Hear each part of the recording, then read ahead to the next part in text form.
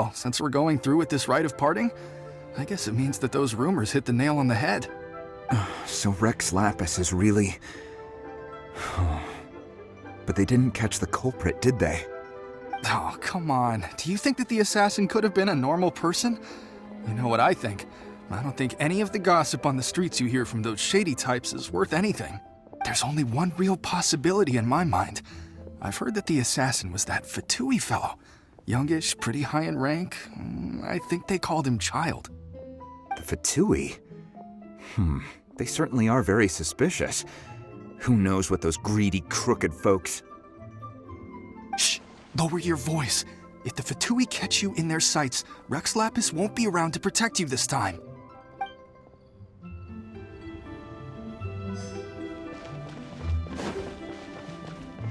You know that god from the ocean couldn't have just shown up out of nowhere. I mean, it's been 2,000 years since Rex Lapis subdued it. Yes, and to think that this happened right on the heels of the incident with Rex Lapis, too. Say, do you think the person who assassinated our lord and released that evil god might have been one and the same? Now that you mention it, that's very possible. Yes, it's very possible indeed. I mean, it all fits together. That person must have colluded with the evil god to harm Rex Lapis. Still, what sort of supernatural prowess must this person possess to be able to do such things? I have never heard of such a person in all my years. Ah, forget it. Guessing's no use to us. Look, the Millilith over there looks like he's about to make an announcement. Let's hear what the Ministry of Civil Affairs has to say first.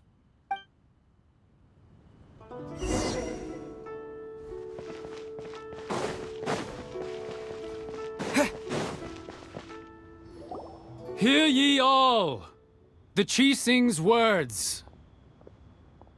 Though a dragon soars ageless as the mountains, it too must return to dust. This is common knowledge. Gods and Adepti live glorious lives, but both light and shadow have their season. So too must they face divinely appointed trials. Rumors and hearsay abound on the streets that Rex Lapis was murdered. Now, let the truth be revealed. Having been thwarted in his trial, Rex Lapis's soul has recouped the celestial heights. He beseeches the people of Liyue to grieve not and to let not their hearts be saddened. Nor are they to believe street-born rumors or indulge in baseless speculation.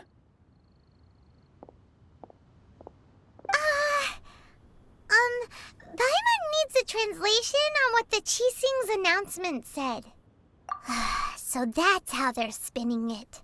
Something feels off. Why would they suddenly give up looking for the murderer? Now, could the Chising already have known that Rex Lapis wasn't dead? Did Zhongli tell them in secret after his gnosis changed hands? Exactly, right? Ooh, seems like the rite of parting has been going on for a while now.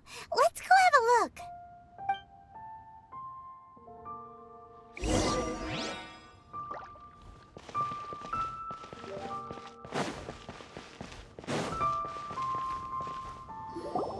Look, it's Ningguang and Keqing. Are they saying something? Are their speeches over? As said previously, Rex Lapis's soul returning to the heavens is the end of the contract. And it is also the end of an era. 3,700 years of contracts burnt and reduced to ash.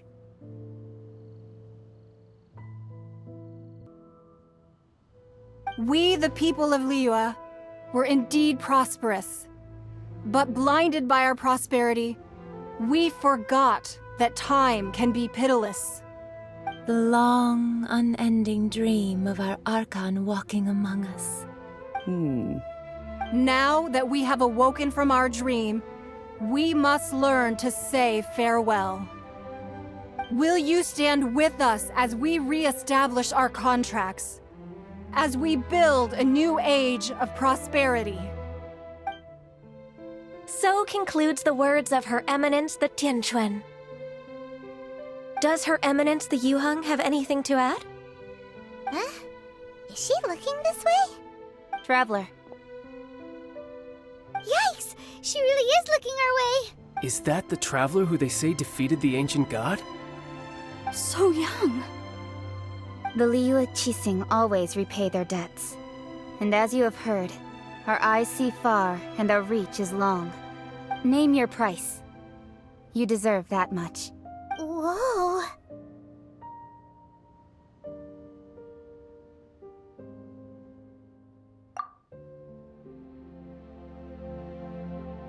Well, could you help me put up some missing person posters?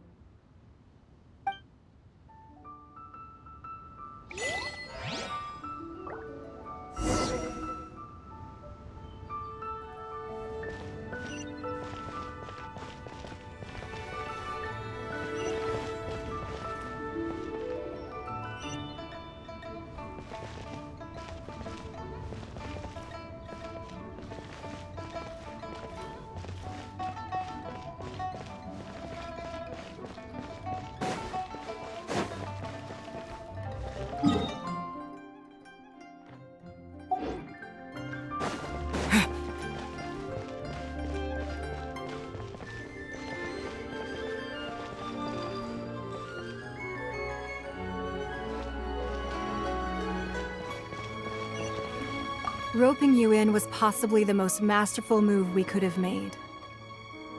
I believe that future generations will say so too when our deeds come up for their review. The cleanup of the premises, managing the crowds as they exit, making an account of the rite. There's much that remains to be done. I didn't miss anything, did I?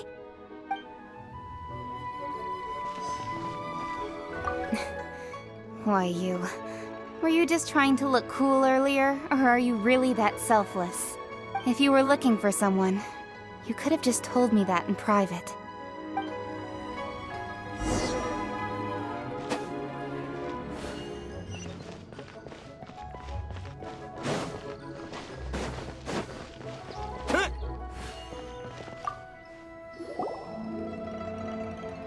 Hey, Zhongli! Look at this. Everyone in Liyue is caught up in their emotions, thinking that they'll never see Rex Lapis again.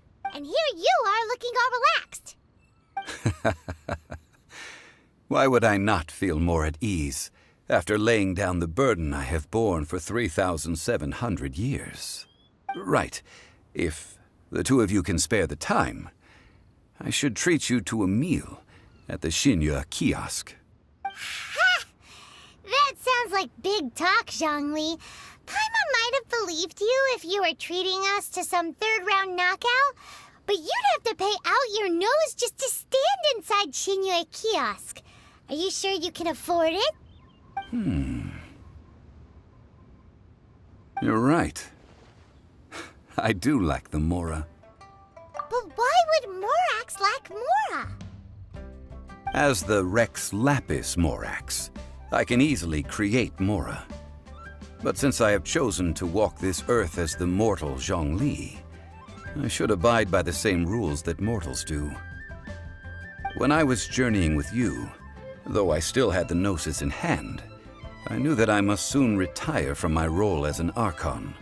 So I had to rehearse a little for my new life. Oh, no wonder. Paimon gets it now. You didn't look at the price tags when we were spending because you've never had to. But since you weren't used to not being able to just make more Mora as and when you wanted to, you had to try becoming a parasite to society who lives off of other people's credit. Well, we were only spending Fatui money. You don't have to say it like that. In the City of Commerce, we do not merely exchange money or goods.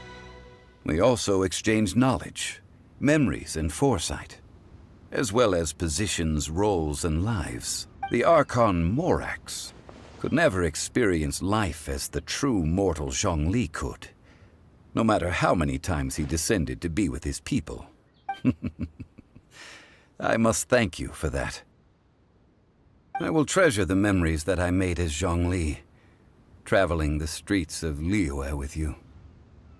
That is true, but there is no journey that does not end. No meetings without partings. Paimon thinks that we should make a move and continue our search for the Seven. I fear that continuing your journey may be difficult. The nation that neighbors Liyue by sea, Inazuma, is presently closed. Yes, the nation has been closed by order of its deity, the Electro-Archon Ball. And just as the people of Liyue preferred to call me Rex Lapis, she too goes by another name among locals in Inazuma. Paimon thinks we've heard that one before. Raiden? That is the case. And since Raiden is also the shogun of Inazuma, people call her the Raiden Shogun. That said, though people at the wharf were saying that the situation in Inazuma is very tense, Paimon doesn't remember that always being the case. Zhongli, since you're Rex Lapis, shouldn't you know something about what's happening there? Just how did Inazuma become a closed nation? It's because of visions. Visions? When faced with circumstances beyond their control, humans often bemoan their lack of power. But if a person shows true strength of will at a desperate and fateful moment in their life, the gods will look upon them with favor. This is what visions are. Magical foci bestowed upon those who have been acknowledged by the gods. That's how people in Teyvat see it. But starting from last year, the Raiden Shogun began promulgating the Vision Hunt Decree. Vision Hunt Decree? Yes. It was an order to seize all visions within Inazuma's borders, and to inlay them upon the hands of the statue of the omnipresent god. They want to seize visions. But why? Aren't visions blessings from the gods? I should think that in the Raiden Shogun's eyes, it is precisely because they are divine blessings that they should be under the sole dominion of divinity. Whoa, that's harsh. The Animo Archon is the god of freedom, and the Geo Archon is the god of contracts. For her part, the Raiden Shogun is the god of eternity. It seems as though she has finally decided to eliminate any unstable elements that could pose a threat to her eternal realm. The fact that even I, the oldest of the seven, have now passed away, will only strengthen her resolve to pursue eternity. Knowing her, she must have again quoted that adage she is most fond of when proclaiming that decree to her people. 7 ideals for 7 gods, and of these, eternity is nearest unto the heavenly principles. All right then. Was there anything else you wish to know? Yeah, about that.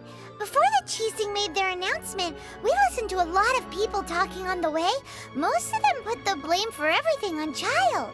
These are indeed false accusations.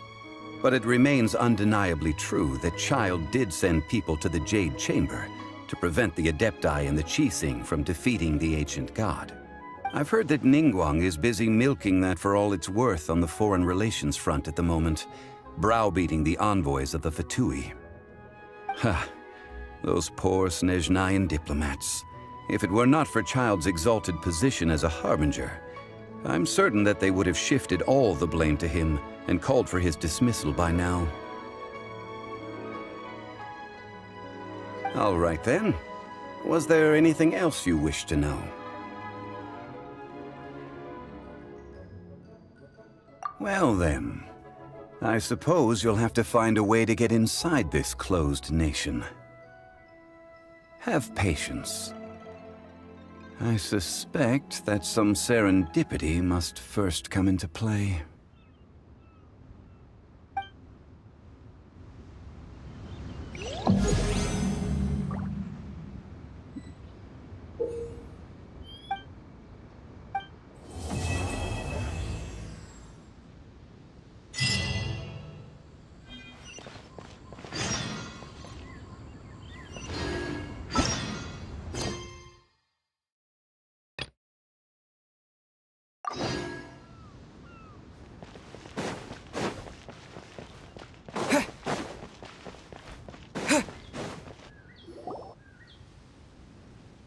I have gathered everyone here today to make an important announcement. Perhaps some of you will have heard the news already. I am, in fact, planning to rebuild the Jade Chamber. Rebuild the Jade Chamber? That's a huge project! So the rumors are true. No wonder the price of building materials has gone up so much lately. The Jade Chamber means a lot to Lady Ningguang. Getting involved in this would be a huge opportunity. Lady Ningguang, is there any way we can be of service? Patience. Since the news made it out a few days ago, I have already had many people contacting me to declare an interest in joining the project. Nevertheless, I do have a few matters I should like to entrust to you. The building site has been chosen, and most of the materials have been assembled. They are as follows: Sunset Vermilionite, Wonder Cores, and Adepti Sigils. Excuse my ignorance, Lady Ningguang. I'm familiar enough with Plostrite, but I've never even heard of those other two. Only sufficiently large pieces of Plostrite, or specifically Vermilionite, may earn themselves the Sunset moniker. This stone is what allows the Jade Chamber to float. Wonder Cores, meanwhile, are the central components of the mechanical structure of the Jade Chamber. Adepti Sigils serve as a means of integrating the mechanical devices with Adepti art. They are as indispensable as the mechanical core itself. Although these three items are rare, I trust that with your connections and capabilities, procuring them will not be a question of if, but of when. I take the saying, time is money, more seriously than most. Efficiency is everything. I will pay a generous price for the materials that you find, and in addition, the first 3 people who collect all the materials will have the opportunity to ask me a question. You may ask me anything, and I will give you an honest answer. I trust that this means of compensation will be to everyone's satisfaction. These things won't be easy to get hold of. But if it means a chance to get some inside information on Liyuet Harbor's development plan for next year... Then it's the deal of a lifetime. Information from Lady Ningguang is priceless. Whoever gets to it first takes the market. Haha, what a coincidence! I won't divulge too much, but I heard some murmurings about some Plostrite just the other day. So excuse me all, but, I have some business to do.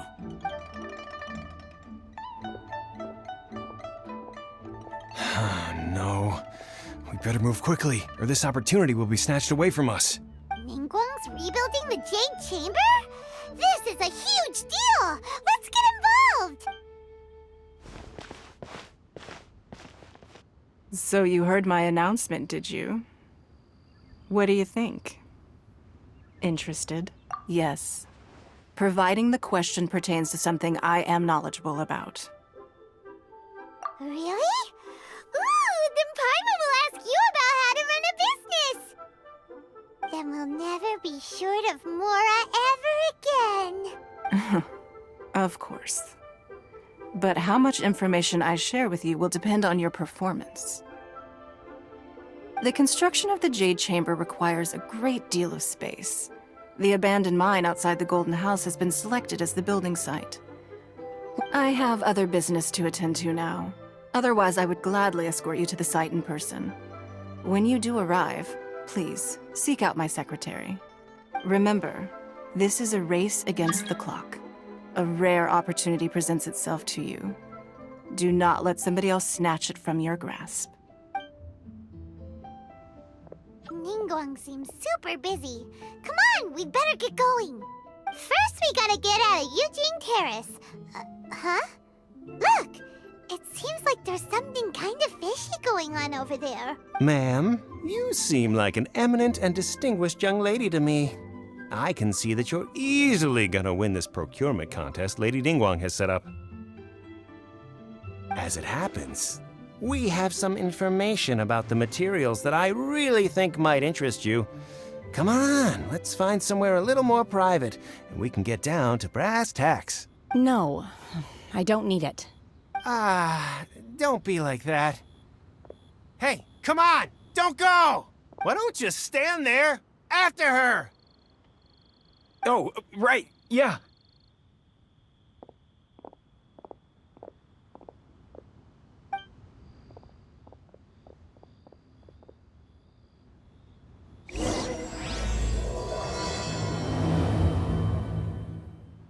Did you hear that? They said they had some useful information! Information's just what we need right now. Let's follow them and see what we can find out.